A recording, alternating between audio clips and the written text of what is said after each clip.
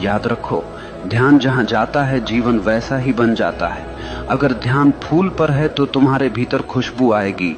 अगर ध्यान कांटे पर है तो तुम्हारे भीतर चुभन पैदा होगी।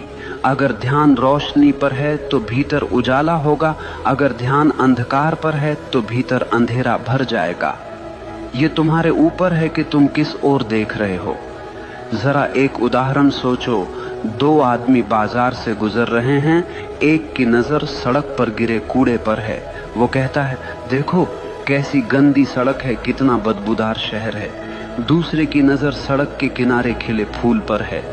वो कहता है, वाह कितनी सुंदर खुशबू है, कितनी प्यारी धूप है।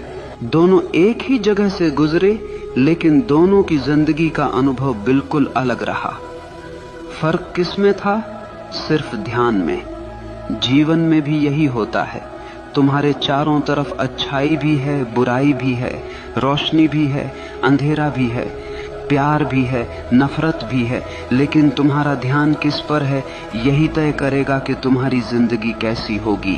अगर तुम बार बार उन्हीं लोगों की बुराई पर ध्यान लगाओगे जिन्होंने तुम्हें चोट पहुंचाई है, तो तुम धीरे धीरे उनके जैसे बन जाओगे। लेकिन अगर तुम अपना ध्यान अपने सपनों पर लगाओगे, अपनी आत्मा की भलाई पर लगाओगे, तो धीरे धीरे तुम्हारे भीतर से शक्ति फूटने लगेगी।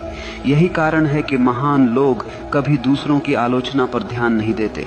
वे जानते हैं कि उनका ध्यान सबसे कीमती है, और जो चीज सबसे कीमती होती है उसे बेवजह बर्बाद नहीं किया जाता। अब सोचो, अगर तुम्हारे पास एक हीरा हो तो क्या तुम उसे किसी गटर में फेंक दोगे? नहीं ना।